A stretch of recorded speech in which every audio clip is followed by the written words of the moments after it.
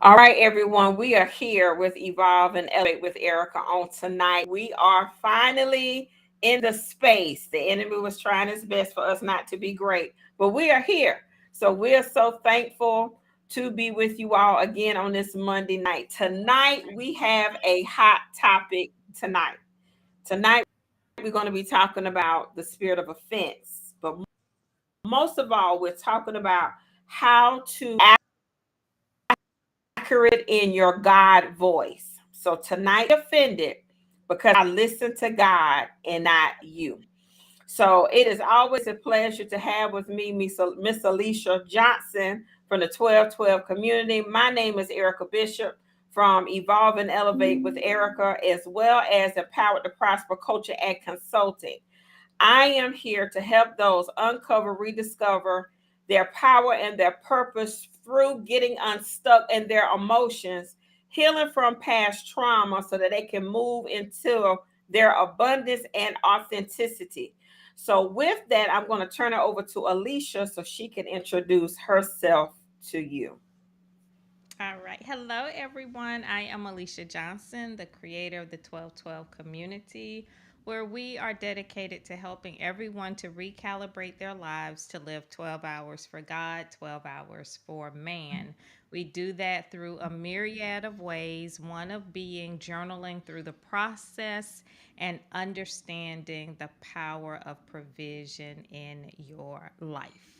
So that's who I am in a nutshell.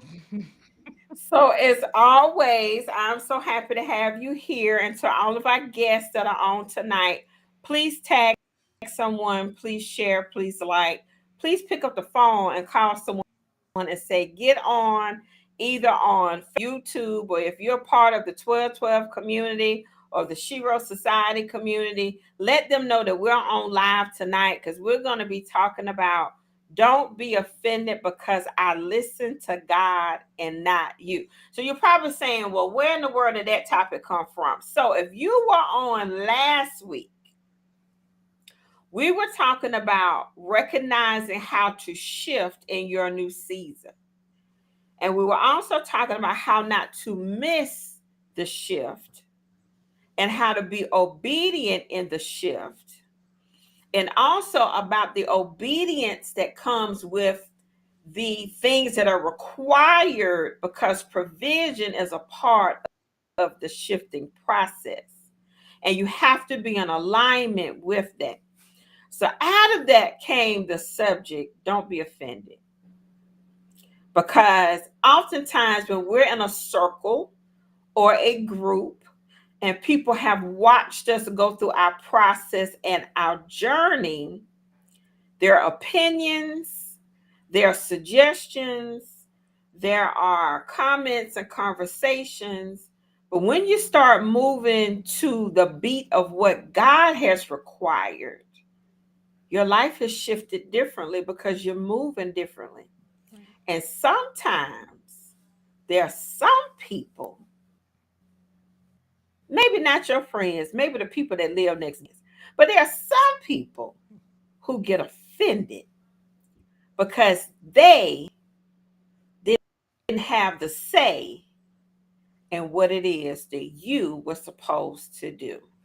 So, Alicia, let's kind of dig into that a little bit. Why do people get offended? Oh, why do people get offended? Y'all have well, I can tell you why. Before I understood this, why I would get offended when people would do things that I didn't think they should do because I had control issues. I had control issues. It was that simple. I wanted to, when people listen to you and people take your advice and do what you tell them to do, then that is a sense of power. That is a sense of authority. And if you thrive off of that, and if that is your personality, then that is a big driver for wanting people to do the things that you say do. And I think that as a parent, especially when you have children and things like that, you're conditioned to, tell your kids what to do, make sure they do it. And it's like you consider your children a reflection of you. And this is why, for me, this was so humbling for me, because I used to parent through punishment. I used to parent to make sure that you gonna listen to me. If you don't, there will be a price to pay. And it became very exhausting, and I began to realize that I I control nothing. Alicia Johnson Mhm. controls absolutely nothing. And when I came to Mhm. that understanding, that's when God began to move me to a new level of understanding, which is radical obedience. With radical obedience, you are following heaven's instruction throughout the entire process. So I'm no longer responsible for the outcome. I am no longer Mhm. responsible for the outcome. But because of parenting, because of the conditioning from watching and listening to others who come before me, your children are a reflection of you. If they act like Mm. that, that means they don't have no home training. If they do this, honey, and I would fall for that stuff because I'm thinking that I've done something that is, how can I put it? That people are gonna look at me if my kids go out here and do something and act a fool. I'm not with them all the time. My Mhm. parents weren't with me all the time. So a lot of those decisions were my decisions. Mhm. Those were my actions. And Mhm. because of that upbringing, I had the mindset that I needed to control my children and make sure that they reflected on us well. And once I started to realize my children are two different individuals, I can't control them. I control nothing. I can't even control myself half of the time. And so once I let that go, I began to realize that that's the thing. People want to feel like they can control things, because obviously, when you want to control other things, then that's an indicator that you're struggling with God. Mm. You're struggling somehow with your spiritual walk. You're struggling with something, because you can only rise as high as you allow someone else to go. So if Mhm. you are keeping someone back because you're trying to control them, then that's an indicator that you're not willing to do all of the things that God tells you to do, because you feel like God is trying to control you. You know what I'm saying? Like it's like you're stuck. Tit for tat. Mhm. Hmm. Mhm. Yeah. Um, when I think about the spirit of offense, John Bevere Hmm. wrote an amazing The book bait of on offense, Satan. The Bait of Satan, honey. Oh God. And as a matter of fact, it's sitting right over here on my bookshelf because we just went through it. I think sometime about a year or two ago. Um, and it's amazing how offense is one of those things that we hold secretly because we don't get to wear it like an ingredient list that you see on a jar of food. If everybody had an ingredient list that we could wear on ourselves, what would we see? Would we see 10% offense, 20% jealousy, 100% humility? What would it really say? Hmm. And when you think about how quickly people can become offended sometimes over the smallest things, and a lot of it lies in some form of insecurity, some form of negative experience or trauma that's related to some type of fear, rejection, or shame, the place of control, um, and a little bit of the rebellious side, because it's one of those things, especially when it comes to control, because I couldn't do this as a child. I'm going to over index over here and control this to exert my power, because it's in another space of my life I felt powerless. Mhm. And and I know that we've talked about this before when we've been in situations where we stood up for ourselves and made our own decisions. And those people that kind of took a step back, like, oh, you making your own decision. And they're like, oh, we're doing that now. And it's a surprise to them when you start moving without someone else's command, Mhm. because you've grown from a place of people pleasing, you've grown from a place of your own insecurities and anxieties, and you start showing up differently. And then you start getting obedient to the Lord. Mhm. Then you start doing some stuff that you're not discussing those things with other people. And all of a sudden, these grand things start happening in your life, and people trying to figure out, well, how? And then they surprise you got a relationship with God yourself. So let's kind of dig into when the obedience, the fruit out of the obedience started showing up as you were listening to your God voice more so than the other people around you. Mm. Um, I would have to say it was in it all. It happened in like one area at a time. So it's almost like taking the training wheels off of a bike. Mm-hmm. You have to, if you have been used to being in that position all the time where you do, there's being offended and there is not wanting to offend people. Mm-hmm. Like I was in that posture of I don't want to make anybody upset with me. I Mm-hmm. don't want to offend them. I don't want to make them feel bad. I don't want to. I was feeling bad all the time because I was trying to make other people feel good. And it Mm-hmm. wasn't one person, it was all people. I wanted everybody to feel comfortable. I wanted everyone to not be offended because of my decisions. I wanted to just go along to get along. Mm-hmm. And when I started to realize that this isn't working very well for me, I got to do something different. And I never forget, this was so dumb when I think of in college, we had a little study group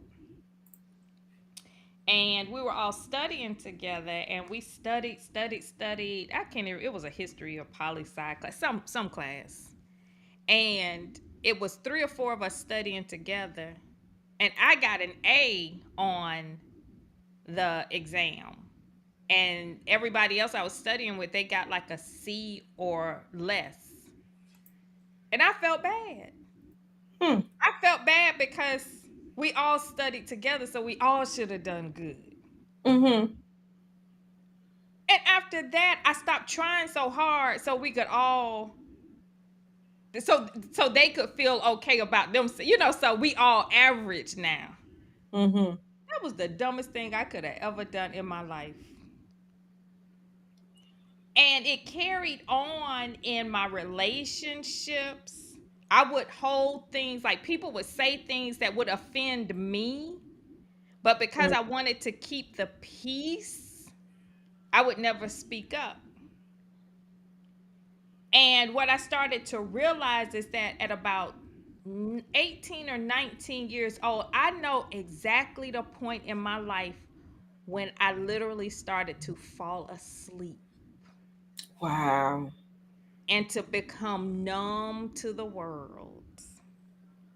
And to start, it's almost like I went into this robotic phase. Mm. And I started to just do everything that people were telling me to do. You need to get a job now because you're older. You need to do this now. It's time to get a house. It's time to do this. It's time to do that. It wasn't until I was like 30, probably my mid 30s, when I started to wake back up again. I had fallen asleep for over 10, 15 years. Asleep. And what I mean by asleep is dead to what I knew I should have been doing. But then by the Mm, time I woke up, I've got all of this responsibility. mhm, I'm waking up now and I'm like, I got kids. I got a freaking house. I got a whole husband. I got a whole career. And to be honest, I was like, I don't want none of this. I don't want any of this. I didn't want any of it because I had been almost like what they say, hoodwinked and bamboozled. mhm. And that's when I was like, God, you gotta show me how to turn this around. I don't even know what to do. God's like, you gotta take your power back. And that's how it started. Little by little. Like God was like, first of all, you gotta be honest about the relationships. And the funny thing is that when Mike and I started talking, I started to realize Mike was just as miserable as me. Wow. Cause he fell asleep too. Fell asleep too. And you just get into these routines. Everybody's having babies now, so we might as well have one. Everybody's buying their house now, we might as well get one. Mhm. Everybody's doing this, might as well do that. And you know something is off when you start looking at statistics and they start talking about the average family and the 2.5 children. 2.5, really? And you gonna fall for that zero point 0.5 of a child, really? Mhm. And when I started to realize at that point, I was like, I'm not doing this. People just not gonna like me. People not gonna like me, but I need to like myself. And little by little, I started to take my power back, speaking up, saying I was offending people left, right, front, and center. You want to go to dinner? You want to go on this trip with us? You want to no, Why not? I don't like that. I don't like them trips. You've gone for the last 10 years. I didn't like any one of them. I did not like anyone. I was doing stuff and I was at the point where I was with women that liked, they really wanted to be the happy homemaker. They Right. wanted to be the PTA mom. They wanted to be all of those things. And I pretended that I wanted to be those things too, but I was failing at them miserably. I was like, let me stop lying. Mhm. No, I don't want to go on a shopping trip with you. I don't like shopping. I was so happy when they came out. This whole new generation, I think I was just born too late. Like this online shopping, all of that, honey, that is for me. If I never have to set foot in another mall, I'll be okay. Grocery shopping. Do you know how much I hated grocery shopping? I got into coupon clipping because that's what all of the other moms did. Honey, I would mess up a grocery store line. Okay? I would shut that thing down. I got expired coupons. I'm picking up the wrong brand. I'm doing all of it because I'm like, once I started to think about me, I'll pay the extra. I don't care. When I started making decisions for myself, it did make sense to other people because you need to save that money. No, I don't want to save that money. Me driving around to 10 other stores to save 5 cents, it don't make sense to me. I'm not doing that here. Just take all my money. Just let me, I would buy a broom from Nordstrom's if I could. Just for the return policy. Oh my God. Girl, this one got me heated. I think I got some more forgiveness work to do. I'm like, whoo. I don't even know if I answered the whole question, but that's how it started. That's You what's did. happening. You did. I know for me, when I came across the saying to thine own self be true, Mm. and I was like, well, what does that really mean? And to really sit and be at a place of truth with myself and to go just same way you did, to go through, this is what I like, this is what I don't like. Yes, and all the times you complied and said yes, and to really be honest and finally say, you know what, I really don't like that. Mm-mm. No, I really don't want to. I remember the first time. I, you know, I came from a small family, very small family. You could count my family members probably on one hand. We come from a very small family, but my family that I was married into was a very large family, and they ate dinner together every single Sunday, and we talking 12, 13 people every Sunday. It's like everybody. And this particular time, I was like, I don't want to do it. Like, Ruh roll. yeah, I was like, I don't. I cook at my house for my family. I don't want to go over there. I want to eat at my house and take my Sunday afternoon nap. I don't want to go. Was that the beginning of the end? Ooh. So, it was one of those situations that I was the only person that wasn't there. So then you get the phone call. Why aren't you here? I don't want to be there. You You not need feeling to well? get here You just now. No, I'm not I coming. feel fine. No, I just don't want to come. I'm not coming. You know, and you feel like that this is this rebellious side that comes up in you, but it's really you standing up for you. And I stood my ground because it was one of those things. No, I'm not going to continue to do this, and I need to be home and get my rest. Y'all can be there, but I'm not going. And I sat in my chase lounge. I fixed my grape juice in my wine glass, grape juice in a wine glass, crossed my feet, and sat there. And I did not move because that's what I wanted to do. Mhm. But that was like, finally. Like, girl, what took you so long? Finally, you said something. And then it leads to, okay, now you did this, and now you have peace. Then, when you start gaining that peace of really being truthful to yourself, you don't want to turn back.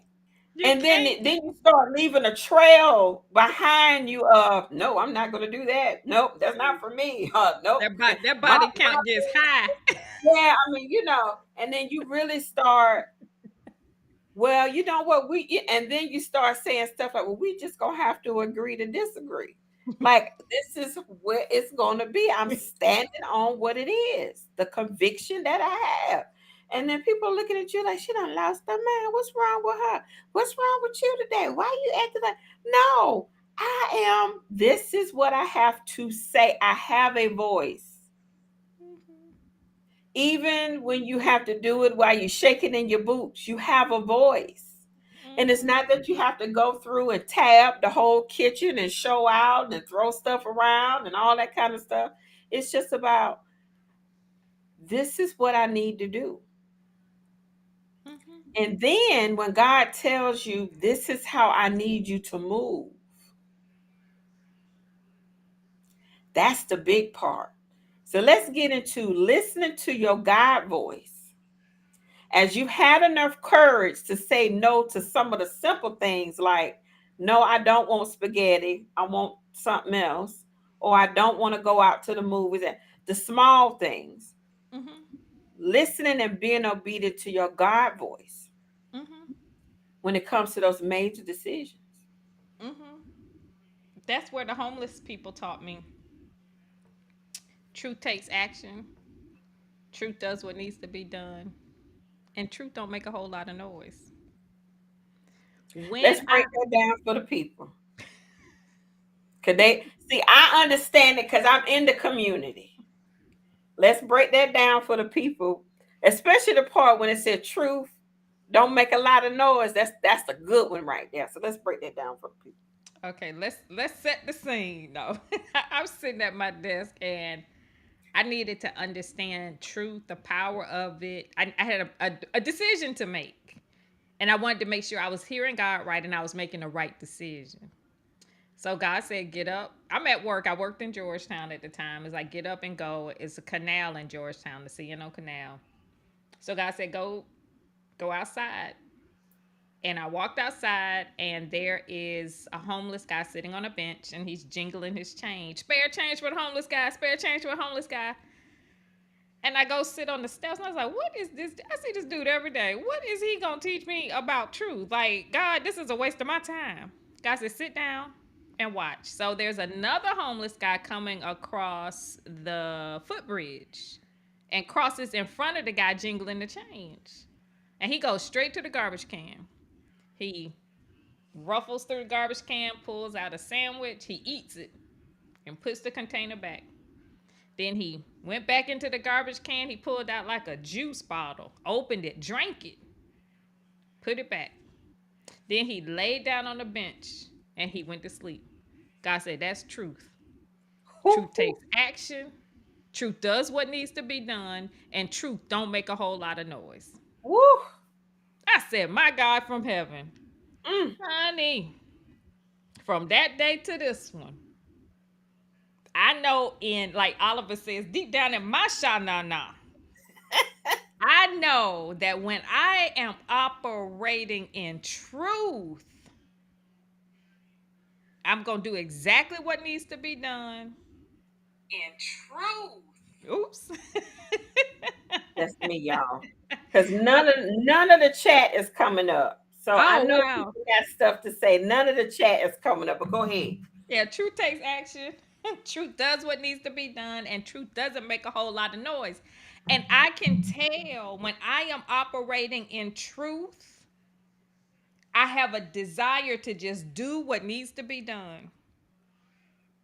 I'm not going to talk about it. I don't have to get your approval for it. Truth is a force all by itself. And when you're operating in truth, and when you operate, pay it, do this test. I call it like a litmus test for yourself. When you are operating, not 99% won't do. It has to be 100% of the truth, 100% of the truth of what God has told you to do, and watch how people respond. When you Mm. are operating 100% of the truth, people cannot say anything. They cannot go against it. They cannot stop it. They may change the subject. They may move on to something else. But when it is true, honey, you got to test it for yourself. Like I said, 99% won't do. It has to be 100% of the truth. You got to feel that thing spiritually, mentally, and physically. And you know that if I do not do this thing, it's going to destroy me. That's truth. Like the homeless guy, if I don't eat, it's going to destroy me. If I don't drink, it's going to destroy me. If I don't rest, it's going to destroy me. These are things that I need to do for me. So, in other words, they were both trying to accomplish the same thing. But one was doing it in truth, and the other one was just doing it just because he needed something to do. See, this is why the provision school is so important for me. The one homeless dude wanted the money, spare change for the homeless guy. The other one needed provision.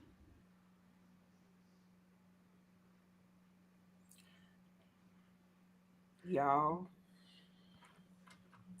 So, provision school started last night. Yes, ma'am. Yes, ma'am. Woo! So, see, My God, today. this is why this subject right here is so important to me, because when you have shifted into a season where your ear is truly to God's lips, and you're really at a place where you have removed yourself from all the other noise, and you have to make sure you're so clear to what is being said by God, the smallest whisper to the most stern conversation. Now, there are sometimes God has been like, do it now with a stern voice, right? But then there are other times when he will speak very softly. Mhm. And those are the times when you've got to be so clear in who you are and what it is that you're doing that you don't need a lot of the extra that will cause you to miss the very instructions that you need that's very pivotal for your next step. Because all of us are on a different part of the journey.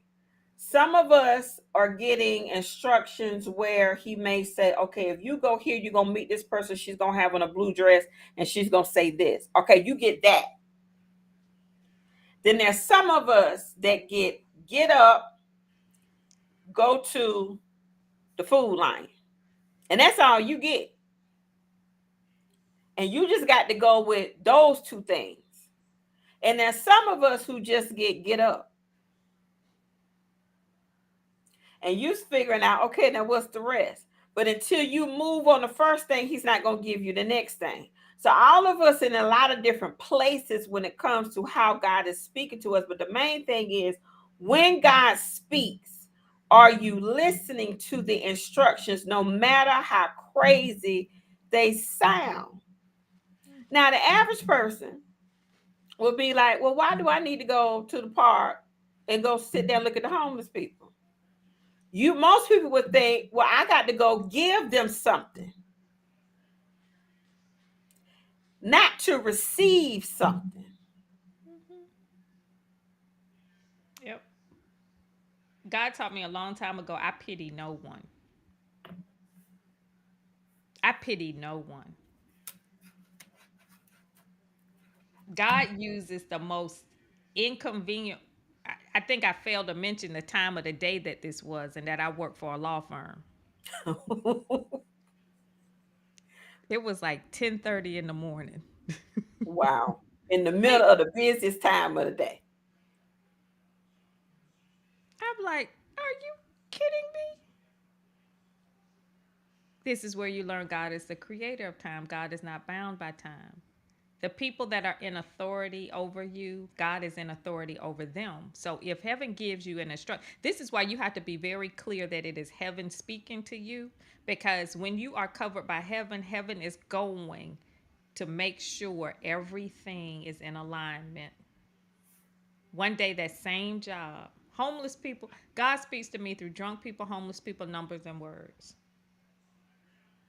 I will listen to a homeless person before I will listen to anyone that has credentials.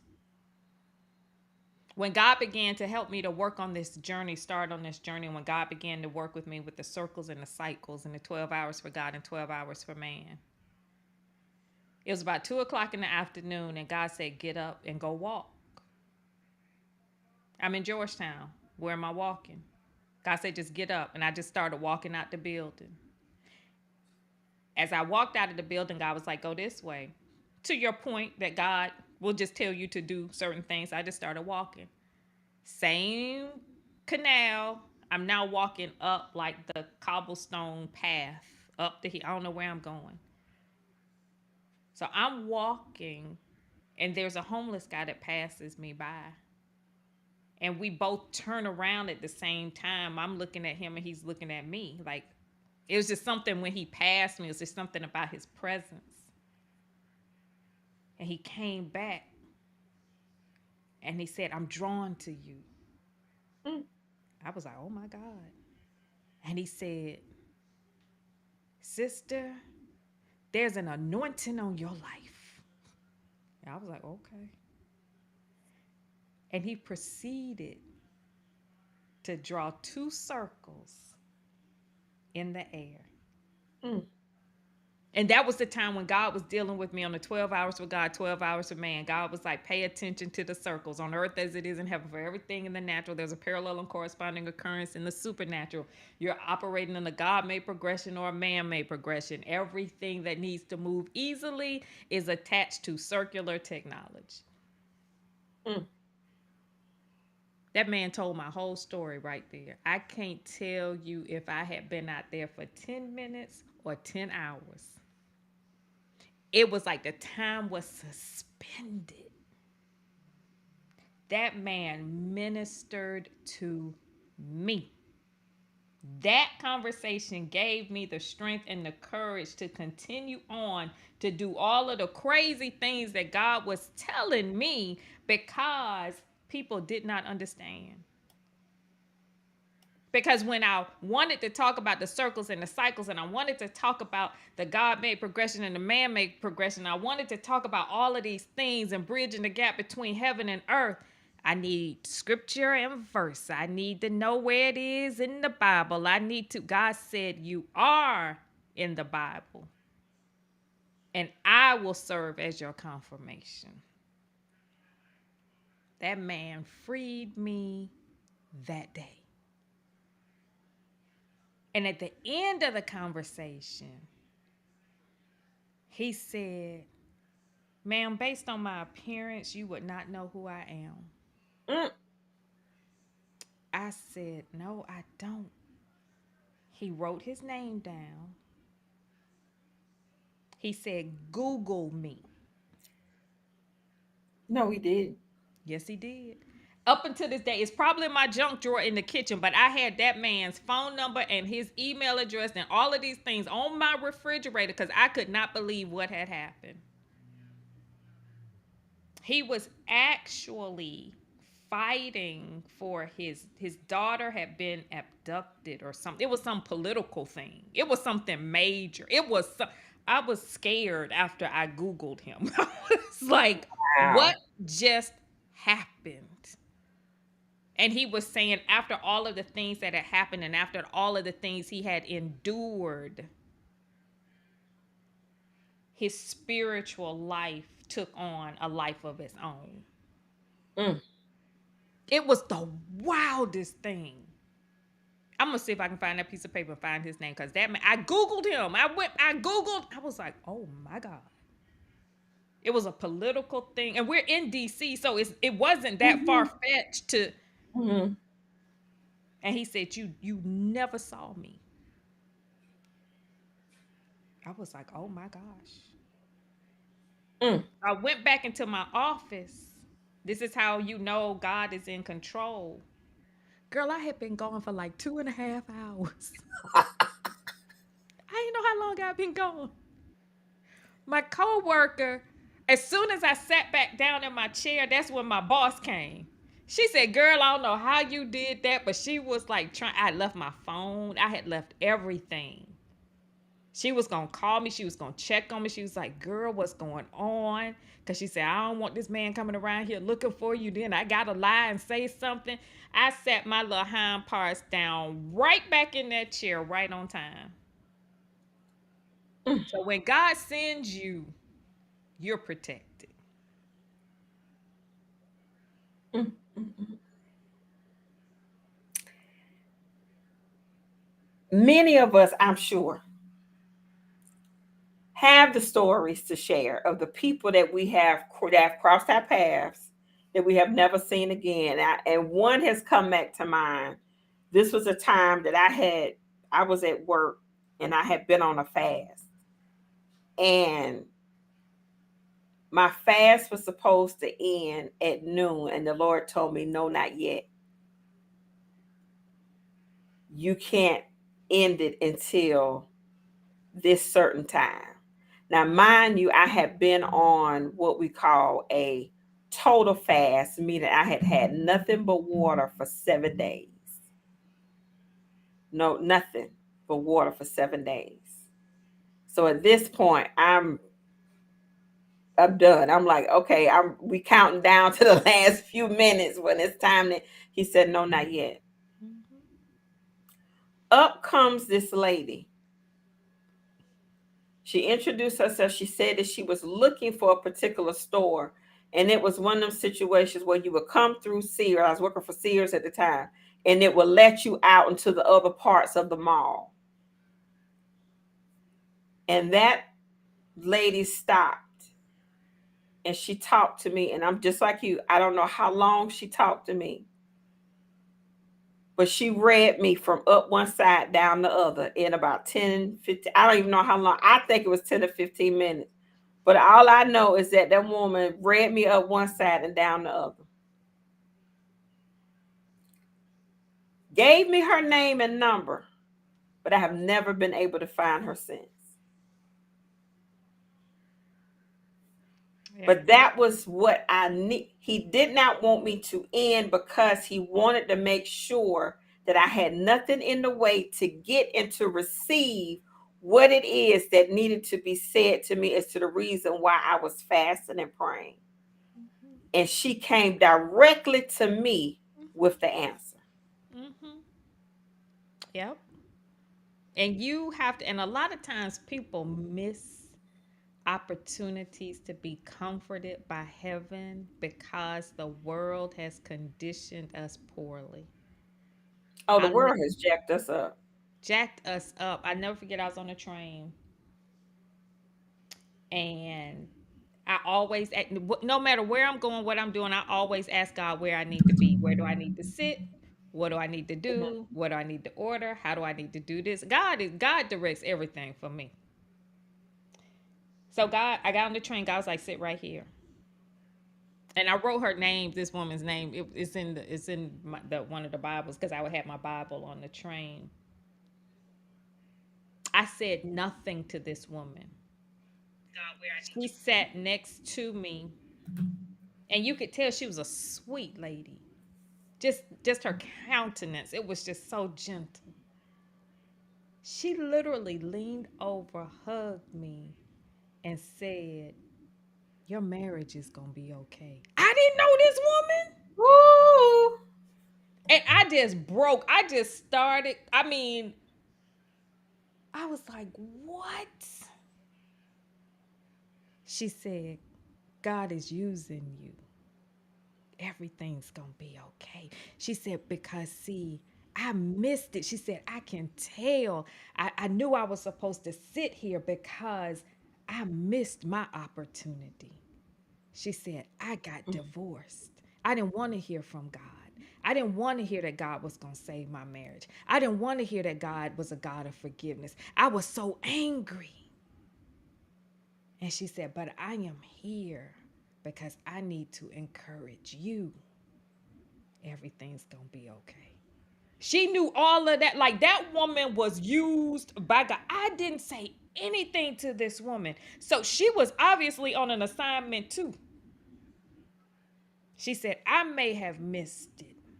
And she said, I miss my husband dearly. She said, but I made a promise to God that I'm not going to let anybody else miss it.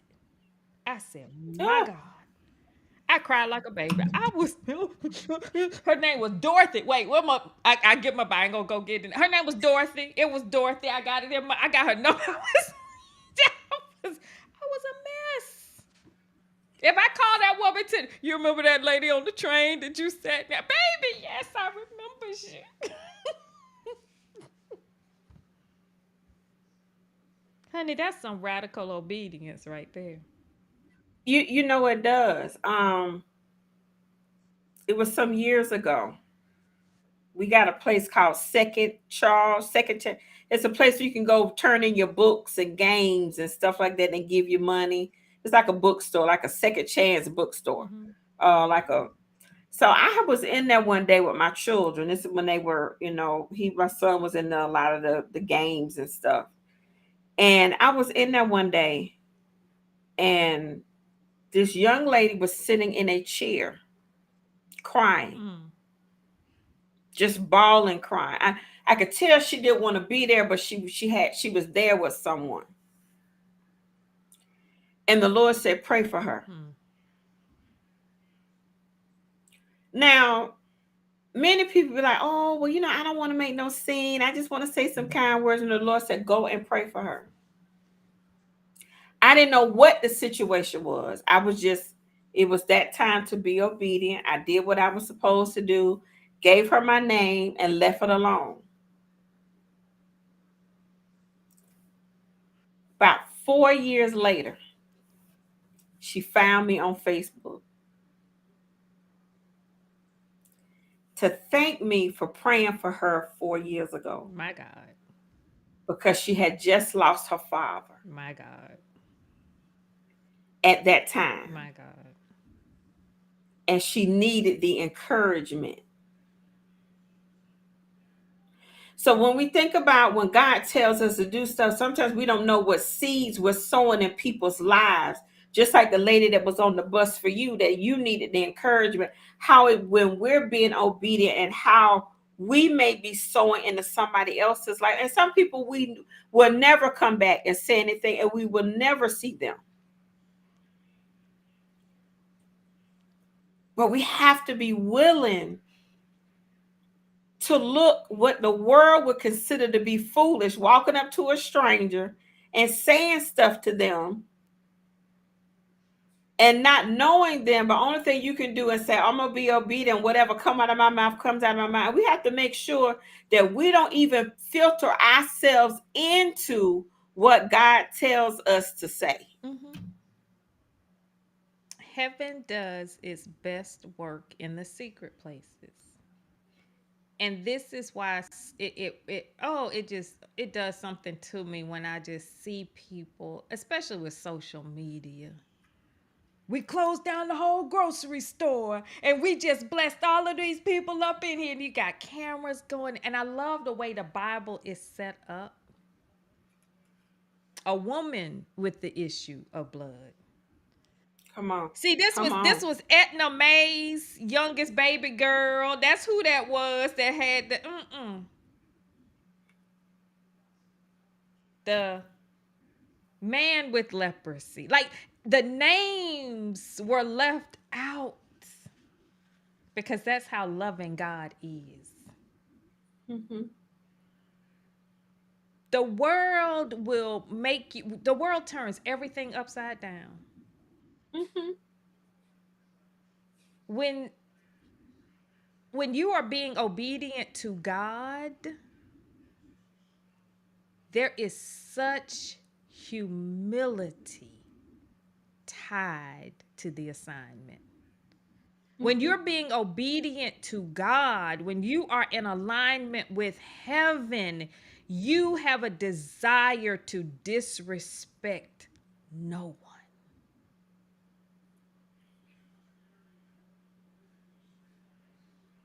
It's so humbling when you begin to really take hold of the character of God. And when you begin to take hold of the character of God, that is when, as Dr. Vicky says, you can really learn to live an unoffended life. Come on again. It's the character of God that we need to watch. How does God move? God is so loving. God is not a respecter of persons, but heaven loves everyone. And heaven loves each and every one of us to know that Hmm. we don't gain anything by being disrespected in front of people. There is Hmm. nothing about that. Was Jesus spoke to that so powerfully when he was in the garden just before he was getting ready to be crucified. And whoever cut the guard's ear off. Peter. Peter was a wild little fella. Anyway, cut the dude's ear off. Even Hmm. before Jesus was getting ready to take on the biggest assignment of his life. Like, man, you don't do this. You don't go around cutting people's ears off. Let me go and fix this. That ear was probably better than the one that he came with. After Jesus, can you take this Exactly. one off too and just put it back on? Because I can hear better out of this one than I can the other one. Mhm. When you are on assignment, you don't have to damage anyone. You don't. You do not have to damage anyone. You don't have to compete with anyone. You don't. This is how I can tell when people in the world are the hustle and the grinders and all of these things and the competition, and you got to look out for your enemies and you got to do this. I'm sorry, that is not of God. Mm-mm. That is not of God. Because when you're operating in God's economy, there is enough for everyone. Mhm. People get offended because they think people are getting more than them. People get offended because people think that you've taken something that belongs to them. But when you're operating in God's economy, you don't have to be offended because when you Mhm. listen to God, He considers all things. all things. He considers all things. And you are so correct. God takes in consideration what you have and what you don't have, and all parties included. Say it again, like you say for the people in the back. Say it again. God considers all things, what you have, what you don't have, and all parties included. All, He leaves nothing out, all parties included. all parties included.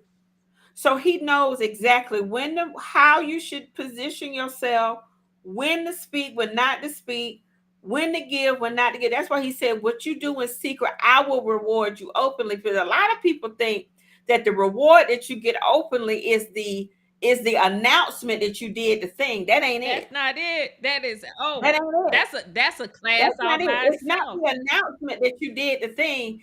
It's the fact that what he rewards you with openly is your own personal private desire that he blesses you with out of your obedience because you took care of something that he called you to do for him. So that's where the provision part comes in. Because in that space of lack that you have, he provides for that so that you don't experience any lack because you sold into somebody else. My God. That's the part that he rewards you openly. My God. When you look around and you needed somebody to fix your car, or you needed taxes paid, or you needed another job, or you needed a connection, he orchestrates that behind the scenes because you were obedient enough to go pay sister so and so's bill, who was a single parent, who he told you to go take care of, and shut your mouth and not tell nobody about it. My God. Or when you were in the grocery store and the person that was in front of you, he said, pull out your card and swipe it. Don't even consider how much it is. I got you.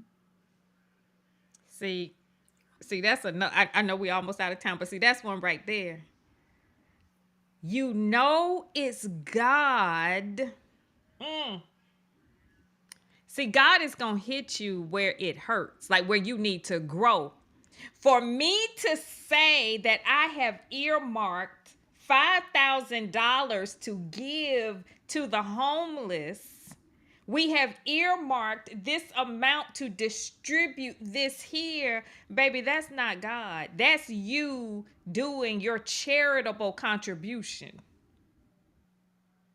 See, God is going to hit you in a place where everybody grows.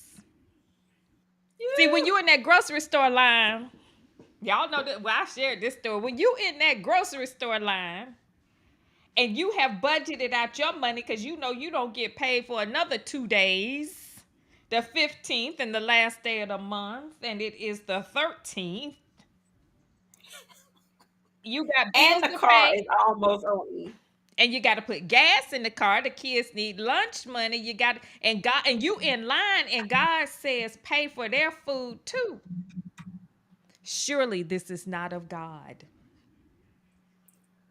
See, it's easy to give when it is from your reserve. Comfortable. Mm-hmm. Oh, sure, you can have this coat. I just bought a new one.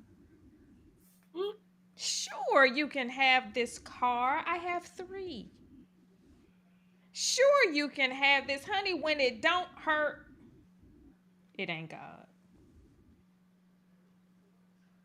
And when I say hurt, it's going to make you think spiritually. Heaven is not going to do anything without requiring all of you. See, a lot of times people give so so callously and so carelessly that they don't even realize they've given. God gonna let you know that you gave. He will always call on your Isaac.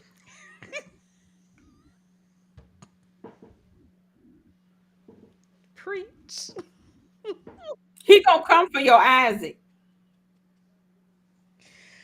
Oh my God. That's just That thing that you love the that's most, just that thing that you waited on for a long time, he gonna call your Isaac.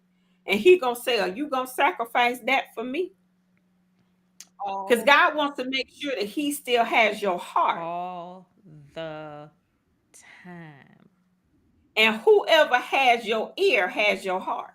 All the time.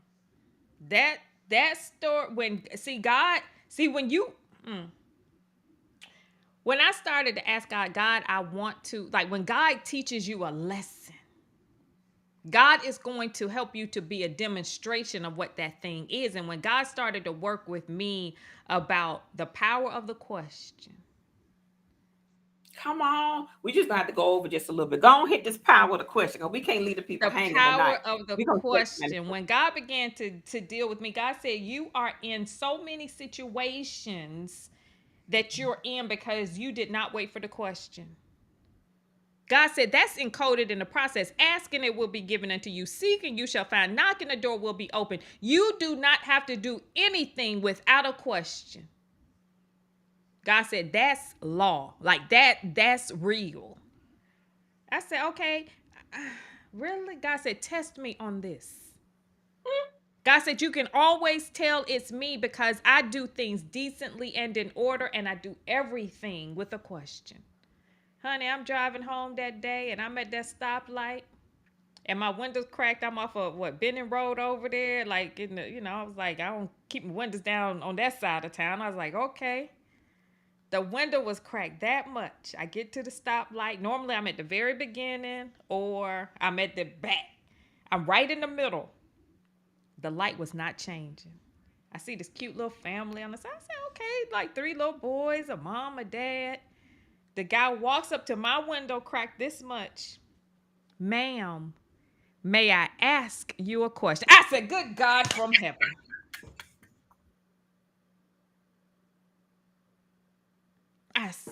Cause see, mostly they say, you got any, you got some change. Can I get some? He said, he prefaced that. God said, that's me. He said, may I ask you a question? I said, oh. That light would not change, Errica. You couldn't get away if you wanted I to. couldn't. The light would not change. And I said, yeah, what's your question? He explained the situation. He said, can you help us out? I said, Lord. I said, come on, like change, like change. And I was like, well, I would, but there's no ATM over here. I don't have any money. And as soon as God said it, he said it. God said it's one in that service station. And the guy said, it's one in the gas station. He I ain't said, gonna let oh. you go. He ain't gonna let you go. Uh-uh. And God was like, oh, I can hold this light. I said, oh, as soon as I turned into the gas station, the light changed. I'm in the gas station. I parked. I'm getting my little ATM card out. I'm going to go in. I knew what number God told me. God said, take this much out. Surely this is not of God. Every denomination I tried less than that amount would not go through. The machine would not dispense. And as soon as I put in I said, like my dad, I bet Joe Brown. I gave him the money. Okay, so I've done my Christian duty. Oh, God bless you. Good luck to your family. You know how we always say this, right? If you need anything, you just let me know. How you gonna let me know? He ain't got my number. He ain't got nothing. So God said, give him your number. I said, I said, I'll take his number and I'll check on him later. God said, you put it in his cell phone. Then the dude, he said, I got my cell phone here. If you give me your number, I'll call you and we'll have each other's number. I said, I bet Joe Brown. I God had me with that family for 7 days. And we can go through that whole story later, but the power of the question, and I am convinced that that situation back then saved my situation down the road. Like that, it you cannot be obedient to God without being rewarded later. But He will do it. you don't get to determine when the reward comes though. That's the problem. And you don't get to determine how it comes You do and not. who it comes from. Exactly. And I believe some people have forfeited their reward because it had come the way they thought it should have. I helped them. I helped them, and now I need something from them. It ain't supposed to come from them. You don't always get it back from the people that you gave it And you to. don't always get it back in the way that you gave it. Exactly. You just got to know that you needed to have been obedient.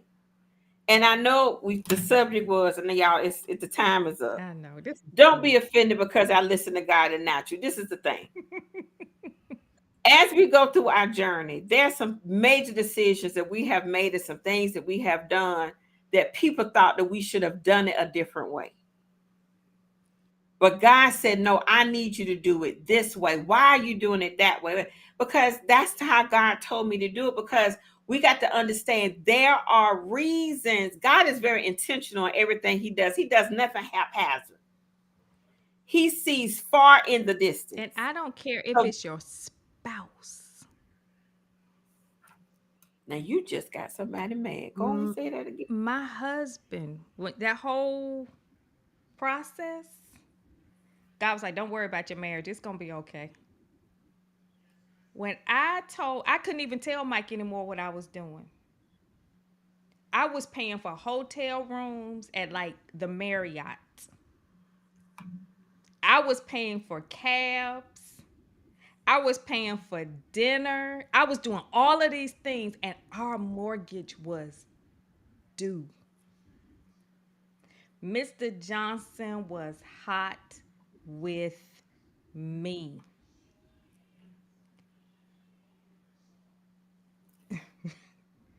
Decisions must be made when you become radically obedient to God. And see, this is where a lot of people mix it up because in the natural, it looked like I was being, was it insubordinate? Like I was being disrespectful to my husband. Like like it looked bad. But God was like, it's going to be okay. You cannot always listen to the world because see, if I had started to listen to the world in the capacity that people talk about marriage and all of that, I would have been out of order. What did your husband? Your husband said don't do it. So you are being disrespectful. You are. But see what God began to show me, God said, when Mike is in alignment.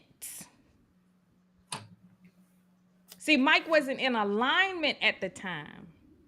And this is why this is a whole nother ballpark. This is why it's so important for the family structure to be in alignment so that the confusion is diminished. Yes, ma'am. It was so confusing in the worldly sense, but when I was doing what God was telling me to do, I was at so much peace. But people were offended because I was doing what God told me to do, but because people are so traditional and so rigid and failing to realize that God is a God of decency, God is a God of order. If your spouse is out of order, then you have got to make adjustments. Now that Mr. Johnson, we are in order, huh? I'm like, whatever Mike say do, that's what we doing. Because I know that Mike has a heart for God. I know that Mike is doing the right thing now. But so many people miss opportunities because the family unit is out of order. I'm sorry, I had to throw that in there. I just had to. No, honey, we needed that. We can't. We got to give people all of what they need because see, this is a situation when we done committed, we done had surgery. Now we got to sew them back We up. got so we can't we We can't can't just leave leave them. them.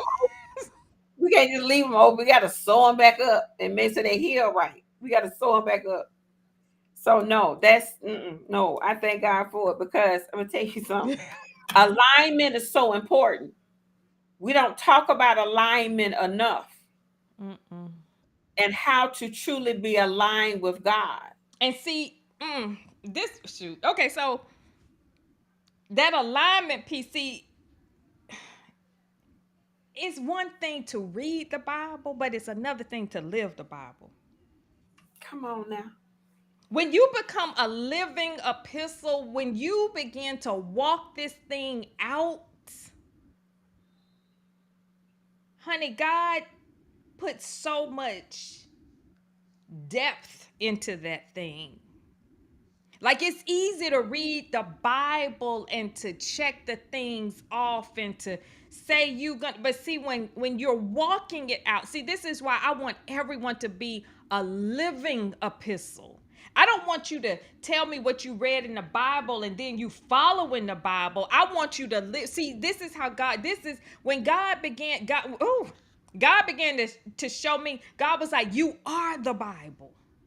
And see, I would start writing down all of the things that God was telling me and all of the circumstances and all of those things that God said, now you take this and go find it in the Bible. See, we want to take the Bible and then apply it to us. God was like, be the Bible and then go confirm what you have done. See, I am a living confirmation. See, when God take, that's how I know. That's how I know that when God orders your step, you use the Bible as confirmation that you have indeed heard from the Lord.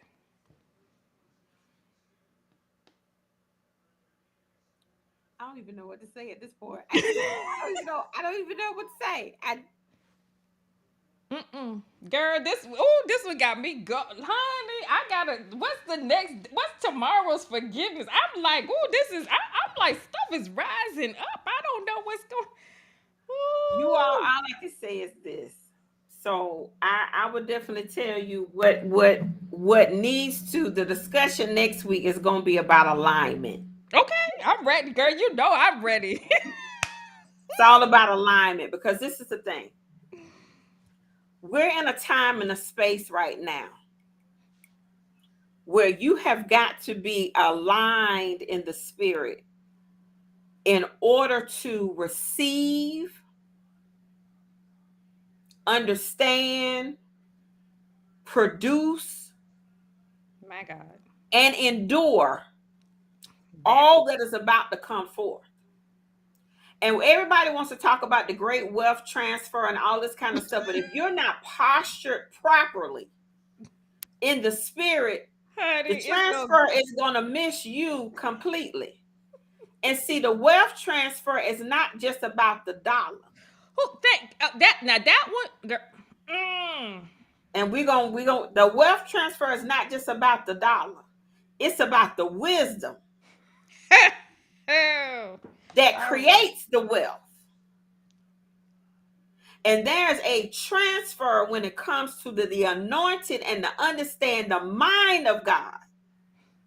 Because he said in his last days, I'm going to pour out my spirit. You've got to be in a proper place to receive the pouring. But the thing about it also, this just dropped in my spirit and I got to say it. Some of us got so much junk in our vessel that we don't even have enough room to receive the pouring. My God. And we still got to get some of this stuff up out of us. Mm. The spirit of religion, the lies we still tell, the hypocrisy, the unforgiveness, all of this other mess that we've been dibbling and dabbling in for the longest. But now it is time. If you're going to be a pure, empty vessel, be that. My God. So that God can use you truly as a conduit for the blessing Mm-hmm. in this season. Mm-hmm. Mm-hmm. Mm-hmm. And see, when you are being used by God, you don't get to turn it off.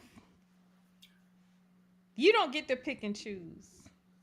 You don't get to say how much you gonna give, when you gonna give, how you gonna give, where the blessings are coming. See, people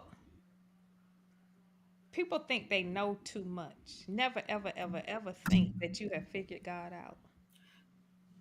Never, ever, ever, ever. God has a way how to politely make you look real crazy like you thought you knew me. Mm-hmm. But let me show you another side of my glory that you don't know anything about. Mm-hmm. Mm-hmm. Oh, girl, you evolve and elevate, honey. We are evolving and elevating all at the same time. So I am ready. Next Monday, I am here. My God. So look, y'all, all the people that I said, all of y'all that's on here, invite someone. We're talking about alignment next week. I hope it was as good for you as it was for us, because God is up to something very, very good. I can't even see the chat out, and I wasn't even supposed to see it tonight because we had to go back and read the comments and stuff later because God wanted us to just be into this conversation and not even look at what the chat was saying. So I would say this: if you have any testimonies, share them. I'd appreciate if you would share how Evolve and Elevate has been a blessing to you. Um, because I know that in this season, God has called me to do this. And I don't know exactly where it's going, but I know that it's definitely going somewhere. So I appreciate you all being with us on this journey because we are evolving and we're elevating in the things of God. And we're Amen. evolving and we're elevating in the things of the kingdom Amen. because it's a kingdom assignment. So Amen. I love you all. I thank you all for joining us. Make sure you tag, you share, you like, you subscribe. Please subscribe to the YouTube channel so that we can get this word out. And join us next week. And as always, Alicia, I thank you so much. This has been absolutely wonderful. And we look forward to seeing you all on next Monday. You all take care.